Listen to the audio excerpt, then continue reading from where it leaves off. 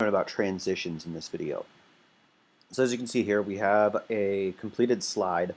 It's got fine composition and everything, but we want to make it a bit more animated. So to access the animations of this slide, then you go to View, Animations. And so the way that Google Presentations treats animations is that you have the slide, and you have objects on the slide, and you command it all from this little sidebar. So the slide itself is an object, this text box is an object, this text box is an object, this text box is an object, this image is an object, and the slide itself is an object. And then we build in sequence the animations that we want to see. So the most obvious one is the slide transition itself. So when you transition from slide 3 to slide 4, what do we want to see happen instead of it just appearing? So there's no transition by default. That's the way I said it. So let's do something, I don't know, kind of cheesy, and let's do a cube. That's the type of animation. There's all sorts of others. Choose what you like. So you can choose the speed. So from the time that you step from slide 3 to slide 4, it will take X number of seconds to settle on the slide proper and then move on to the next animation. So let's make it, we want to take our time, so let's do a 5-second cube transition. There we go. This won't make people bored at all. So yeah, that was really slow. We want this to be a good presentation, so let's alter how long it would take, and let's just say 1 second. Come on, there we go. There we go. It only took 1 second. It's really cheesy because that's a really dumb transition, so let's just have it be, I don't know, slide from the left. How's that look?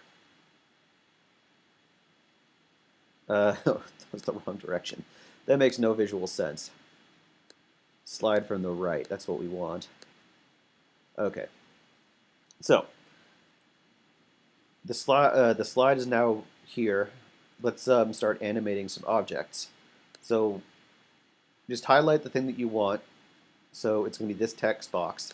Let's add an animation. Choose the type of animation that we want to see. So, let's just have it fade in. And then the action that will trigger it. Let's look at what onClick looks like now. So, transition 1, or animation 1, the transition to the slide itself. Animation 2, you'll see that the title is no longer here. That's because we need to trigger it to fade in. We have it set to onClick. So like if you had someone clicking along, or you had a pointer, or I don't know, you had timed out your presentation well, then you click next and there we go, it fades in. What if we wanted it to just happen automatically? And so we choose the trigger to be after previous. So as soon as the previous animation is done, which in this case is slide from right, then this second animation is going to be triggered, which is fade in. So let's see what that happened. There, it did it all by itself. That requires less planning on your part because you don't need to remember where all the animation triggers are.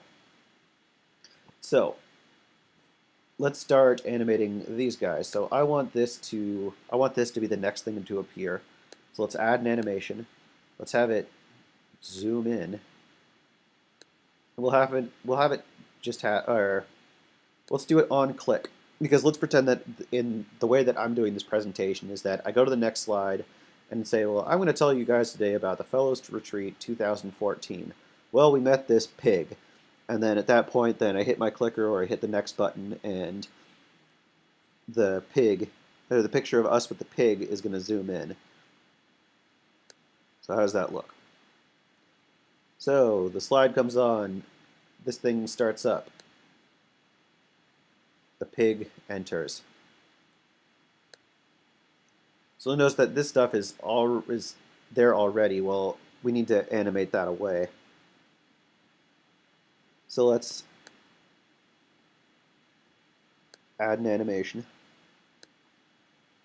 I want this to fly in. That sounds cool. Let's have it happen with previous, which means that as the previous animation is triggered, this also will be triggered. So let's see what that looks like. All right, animation 1, slide from the right. 2, fade in. Now animation 3, you'll notice that both these objects are no longer here. That's because I need to trigger the zoom in of the picture, and while that happens, we'll get a fly in of that one text box. So here I go, click, and there we go. They happen at the same time. I believe they finish at the same time, but I can't remember. So let's do this final one so that everything is hidden until we step to it. Let's also do this one on click. We'll have it just fade in, who cares? See how that looks. Let's click. Those things happen. Also make this on click. There we go. I talk about my 3 points about the pig. This insanely jealous part. It was inside the pen. Some people were outside, and apparently there's like peanuts or something growing in the field that it really likes, and so it started just like squealing uncontrollably because it was really jealous that it didn't get to be out there. But anyway, I digress. So here's a neat function that this checkbox by paragraph will allow us to do each one of the bullet points within this object at a time.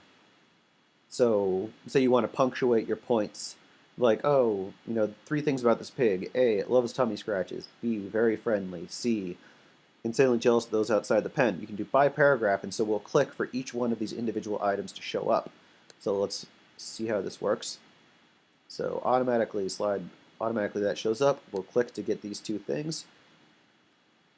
We'll click for item 1 within that paragraph. He loves tummy scratches. Also, he was very friendly. And funny story, he was extremely jealous of the people outside the pen because they get to eat the nuts that he wanted to eat.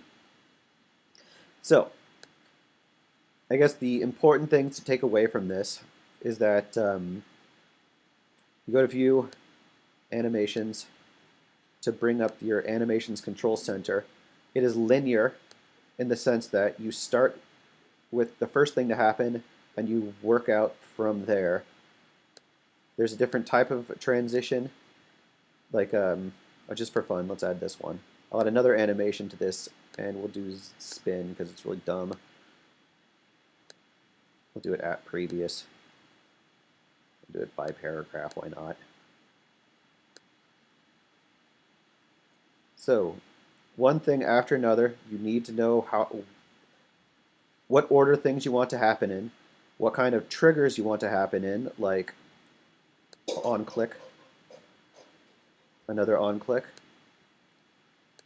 You can do things by paragraph. You can have multiple animations for each object.